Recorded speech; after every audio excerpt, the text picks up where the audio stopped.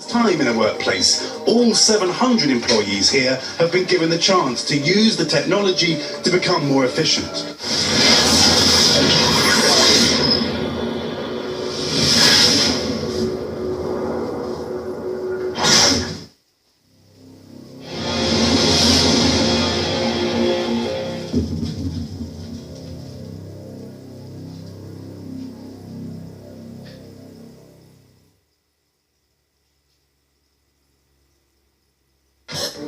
Joining us now to make his case is Scott Silverman. He's chairman and CEO of Applied Digital Solutions. That's the parent company of microchip. And Mr. Silverman, thanks for being here. We appreciate it. We're looking at this little chip right here. You brought some in with us, tiny little things. But what we heard yesterday was kind of scary. How do you react to that? Well, Becky, thanks for having us back on the air. We appreciate that very much. And obviously the comments that were made yesterday is the reason that I'm sitting here today. As you know, microchip has been approved by the FDA as a Class 2 medical device in order to identify high-risk patients in an emergency situation. It's elective, it's voluntary, and it is certainly critical to the evolution of information technology in healthcare, which we all know is archaic, the way healthcare is done today in emergency rooms and physicians' offices. Do you hate it when you get to the office and then discover you left your ID at home? Well, one company in Sweden has come up with a unique way to make sure that doesn't happen. A microchip implant. NBC's Keir Simmons is in Stockholm this morning with more on that. Keir, good morning. Hey guys, good morning. You've seen it in the movies. A human being merges with a computer to become a so-called cyborg. Well, I have now had a computer chip inserted into my left hand. It cost around $300, and in a moment, in what will surely be a live television first, I'm going to open a door with my cyborg hand. We're going to put a man inside a machine.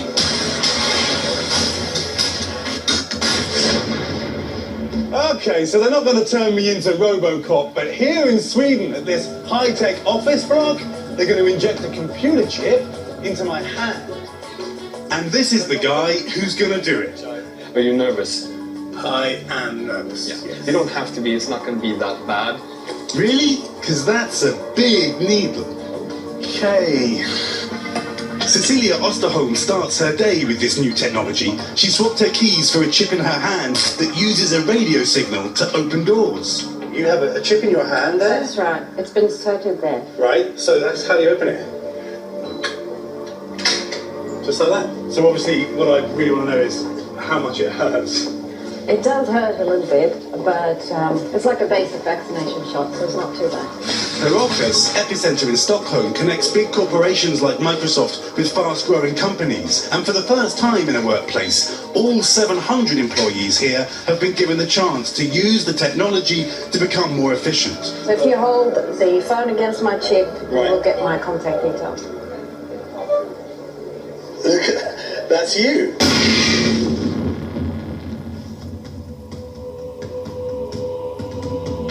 Tonight now, in the not-so-distant future, you could be wearing all of your personal information, everything from your credit card numbers to your vital signs. It's called the tech tattoo. So this is really going beyond what the fitness tracker is. The latest bio-wearable looks like a circuit board that gets embedded onto your arm. With the tech tattoo, you can carry all your information on your skin. Information like your identification and your credit card numbers.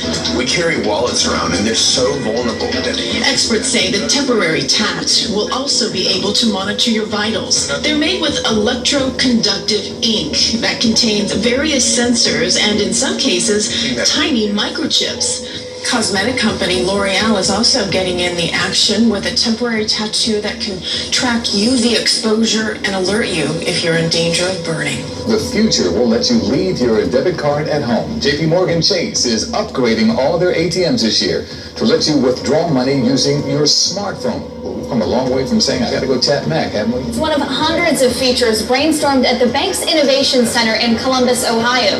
Some ideas, like a fingerprint scanner, got left on the cutting room floor, but others are being put into practice. They want to be able to bank where they want, when they want, and how they want. And this machine is allowing us the flexibility to do so. It's not just Chase customers. Bank of America is making its machines mobile-friendly, and Citigroup's ATMs may soon scan your iris for identification.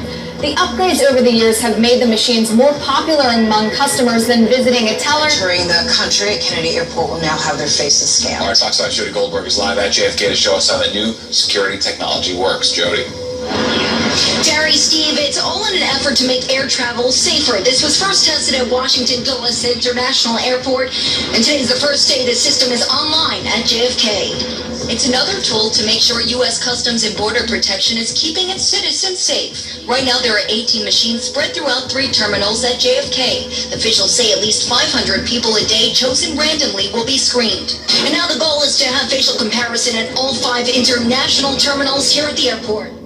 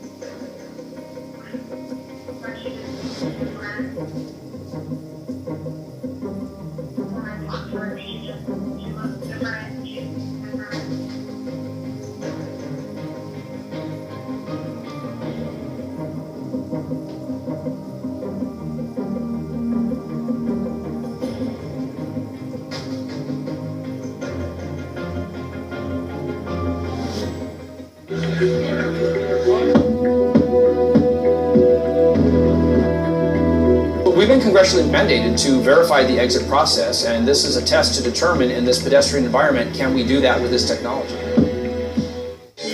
Digital technology offers the promise of intimacy, amusement, and even a longer life. With the ability to do billions of calculations in our pockets, it seems we've discovered a new dimension in which everything in our lives can be improved and tracked, and then turned into money. But is convenience, profit, and surveillance the only use for these new powers? We're a multimodal biometrics identification company. We've got the world's only patent on a handheld multimodal, which means fingerprint, iris, and facial device on smartphones or on tablets. It's installed in State Department of Corrections, sheriff's offices, and local police in 47 states. It's big.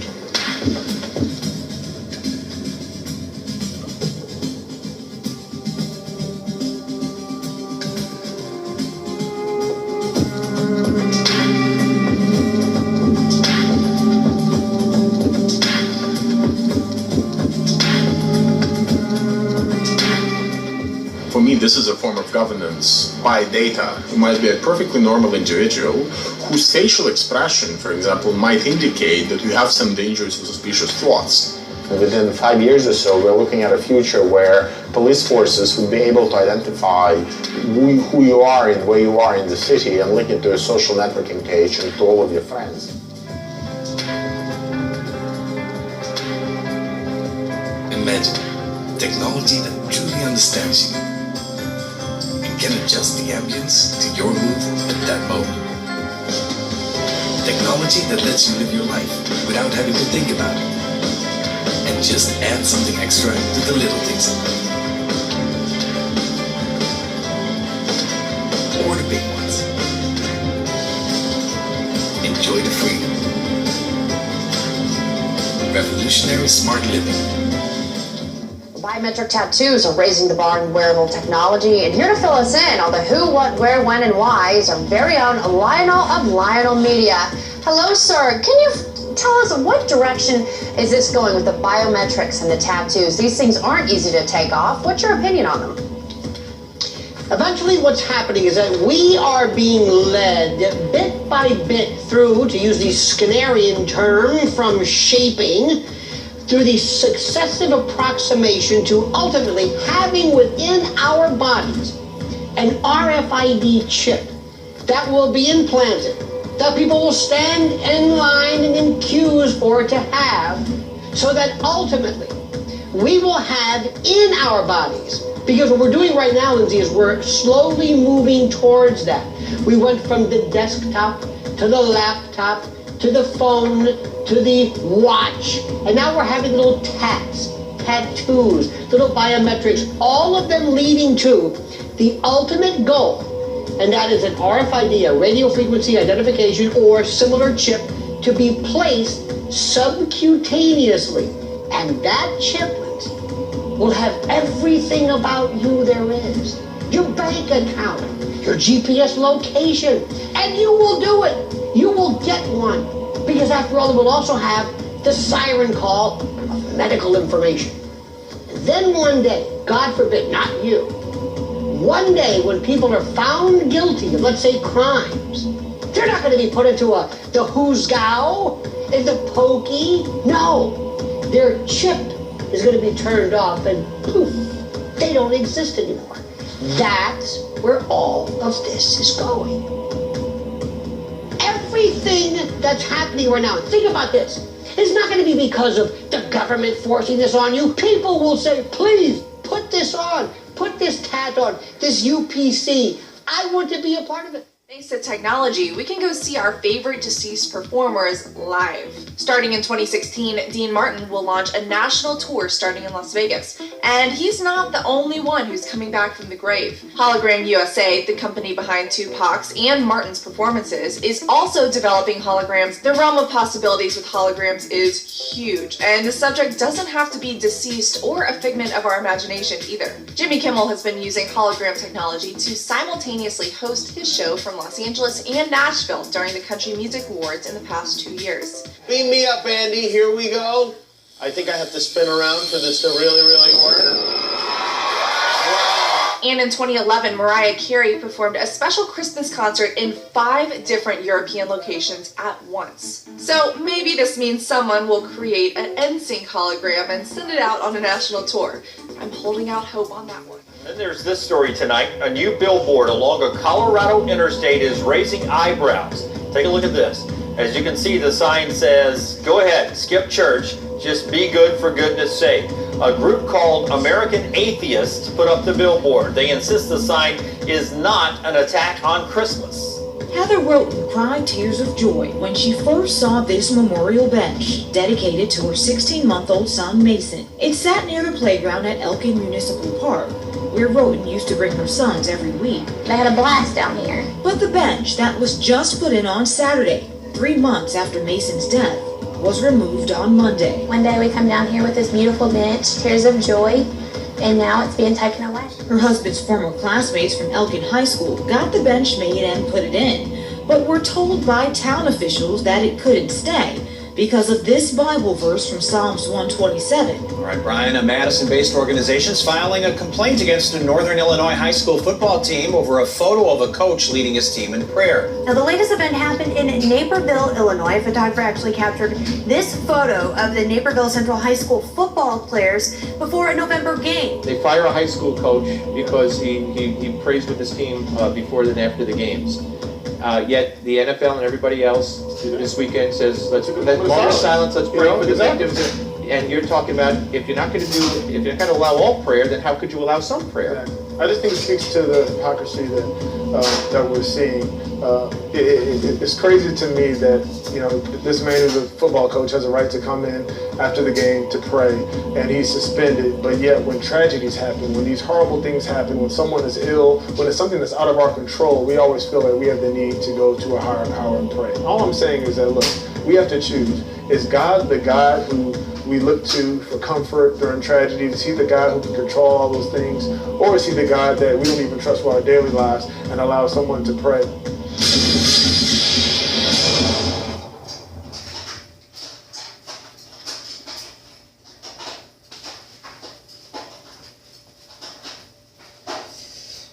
All right, well, I just wanted to share that video with you by the Tribulation Saints. Sometimes I do watch some of their stuff or some of the other things that I see on different people's channels. So with that, I just Hope it was enlightening to you, and be prepared. In Jesus' name, God bless.